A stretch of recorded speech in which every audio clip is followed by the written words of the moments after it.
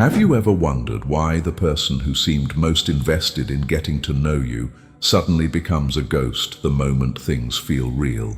Why do avoidants disappear right after getting close? That precise moment when vulnerability should draw people together, yet somehow becomes the catalyst for their complete withdrawal.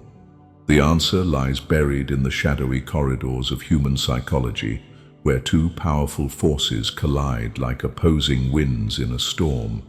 Tonight, we're going to explore the real reason behind this maddening pattern, and more importantly, how to recognize it before it devastates another connection.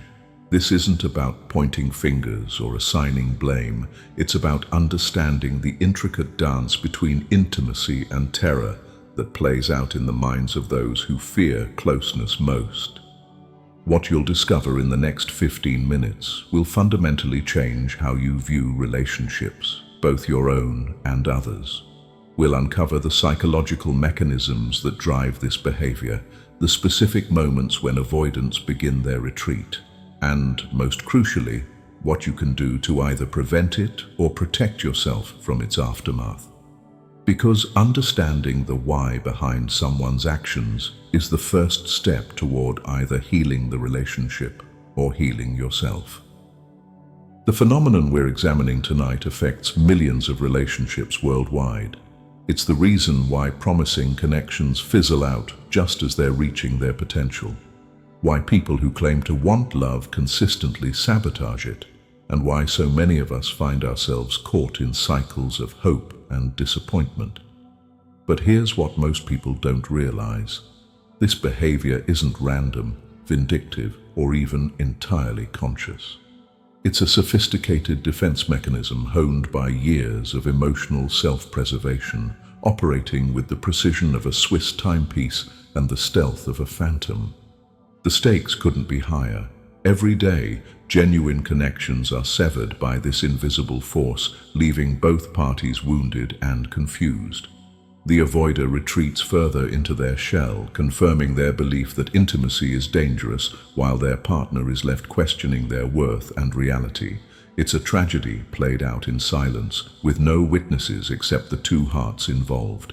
But knowledge is power, and tonight, we're going to illuminate the darkness.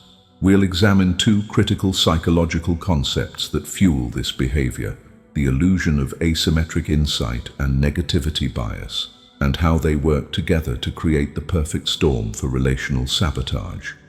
More than that, we'll explore practical strategies for navigating these treacherous waters, whether you're the one doing the disappearing or the one left holding the pieces. Picture this scenario. Sarah Chen had been dating Marcus for 3 months when something shifted. What started as casual coffee dates had evolved into deep conversations that stretched into dawn, shared secrets, and that intoxicating feeling of being truly seen by another person. Marcus had opened up about his childhood, his dreams, his fears, vulnerability that felt precious and rare. Then, after their most intimate evening together, something changed overnight.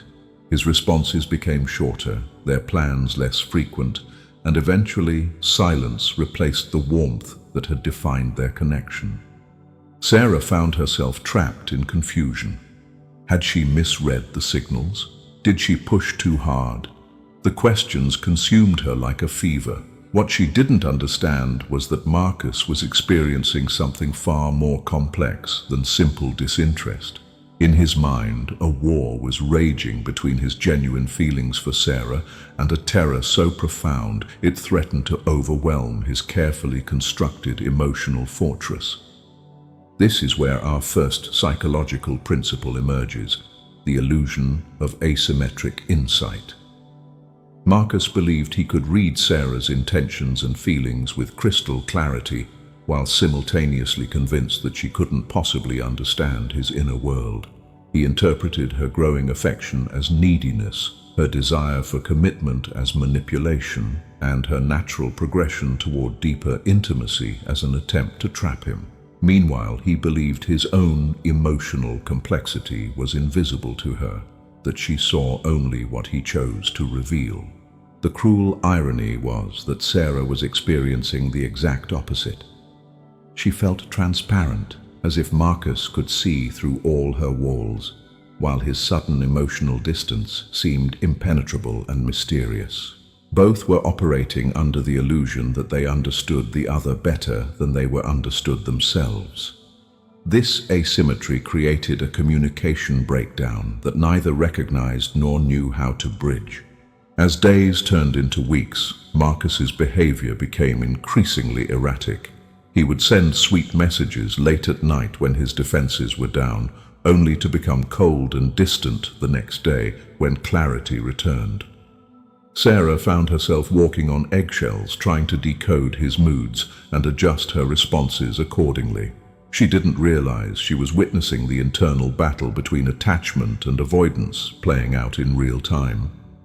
The second psychological force at work was negativity bias, the brain's tendency to give more weight to negative experiences and interpretations than positive ones. For Marcus, every small disagreement became evidence that the relationship was doomed. A delayed text response meant Sarah was losing interest. A casual comment about future plans triggered panic about being controlled. His mind had become a prosecution attorney, building a case against intimacy using selective evidence and distorted interpretations. This bias worked like a magnifying glass focused solely on potential threats. The 100 moments of joy and connection they'd shared seemed to evaporate in the face of one awkward silence or minor conflict. Marcus's brain was essentially hijacked by ancient survival mechanisms designed to protect him from emotional harm, even when that protection came at the cost of genuine happiness and connection. The evening that changed everything seemed ordinary enough. Sarah had cooked dinner for Marcus, something simple but thoughtful, his favorite pasta dish she'd remembered from a conversation weeks earlier. As they sat together in her candlelit kitchen, sharing stories and laughing over wine, something beautiful happened. The walls between them dissolved completely. They spoke about their hopes, their past relationships, their fears about the future. Marcus felt more connected to another human being than he had in years. But as he walked home that night, something darker began to creep in. The intimacy that had felt so wonderful just hours before now felt suffocating in retrospect. His mind began generating scenarios. What if Sarah expected this level of closeness all the time? What if she started making demands? What if he disappointed her the way he'd disappointed others before? What if she discovered he wasn't the person she thought he was?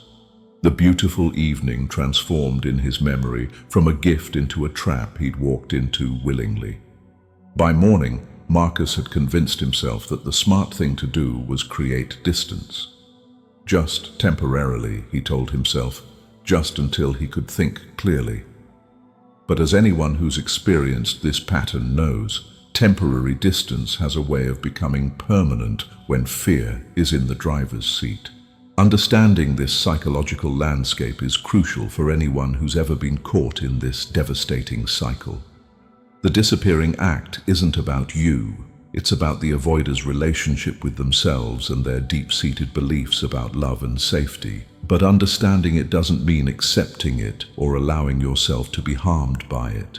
Here's what you need to know about recognizing the signs before you're too invested. The first red flag is the pattern of hot and cold behavior that seems to intensify as closeness increases. Pay attention to how someone responds after moments of genuine intimacy or vulnerability. Do they pull away?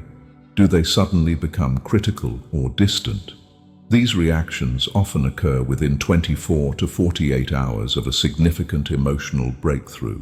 Watch for the illusion of asymmetric insight in action. Does this person frequently misinterpret your motivations while becoming defensive about their own? Do they assume they know what you're thinking while claiming you don't understand them? This creates a dynamic where you're constantly explaining yourself while they remain mysteriously closed off. Notice how they handle conflict or disagreement. Someone operating under strong negativity bias will escalate minor issues and struggle to see positive aspects of your relationship during difficult moments. They might make sweeping statements like, "We're just too different," after a single argument, or use small conflicts as evidence that the relationship is fundamentally flawed. Most importantly, observe how they talk about past relationships. Do they take responsibility for their role in previous breakups, or is there always an external reason why things didn't work out? Someone who consistently blames their exes for being clingy, demanding, or crazy may be revealing their own pattern of avoidance rather than simply having bad luck with partners. The practical strategies for dealing with this begin with setting clear boundaries for yourself. Decide early on what level of inconsistent behavior you're willing to tolerate and communicate those boundaries clearly. Don't try to prove your worth by accepting breadcrumbs of attention or by walking on eggshells to avoid triggering their withdrawal. Create space for them to process their feelings without making it your responsibility to manage their emotions. When someone pulls away after intimacy, resist the urge to chase or demand explanations immediately. Instead, give them room while maintaining your own emotional stability. This doesn't mean being passive, it means responding rather than reacting. Practice transparent communication about your own needs and feelings without trying to analyze or fix theirs. You might say something like, "I notice we seem to create distance after we've had a really connecting experience together. I want to understand how to navigate that in a way that feels good for both of us." This approach acknowledges the pattern without placing blame or demanding immediate change. Most crucially, maintain your own emotional health and independence throughout the process. Don't lose yourself trying to accommodate someone else's fear of intimacy. Continue pursuing your own interests, maintaining other relationships, and building a life that doesn't revolve around managing someone else's emotional availability. If you recognize yourself as the one who disappears, the path forward requires honest self-examination and probably professional support. Begin by acknowledging that your patterns are causing harm to both yourself and others. Notice when you feel the urge to withdraw after moments of closeness and pause before acting on that impulse. Challenge the illusion of asymmetric insight by regularly checking your assumptions about others' motivations. When you find yourself interpreting someone's behavior negatively, ask yourself if there are other possible explanations. Practice expressing your fears and concerns directly rather than withdrawing as a form of communication. Work on recognizing negativity bias in your thought patterns. Keep a journal of positive moments and experiences in your relationships, and refer to it when your mind focuses only on problems or conflicts. This isn't about forcing false positivity. It's about creating a more balanced perspective. Consider therapy specifically focused on attachment patterns and relationship dynamics. Understanding the roots of your avoidant behavior, often traced to childhood experiences with inconsistent or overwhelming caregivers, can provide the insight needed to develop healthier relationship skills. The truth about avoidant disappearing acts is both simple and complex. Simple because it's ultimately about fear, the terror of being truly known and potentially rejected. Complex because that fear operates through sophisticated psychological mechanisms that feel completely rational to the person experiencing them. Like Joe Goldberg from Netflix's You, the avoider's internal narrative justifies their behavior as protection for both parties involved, even as it destroys the very thing they claim to want.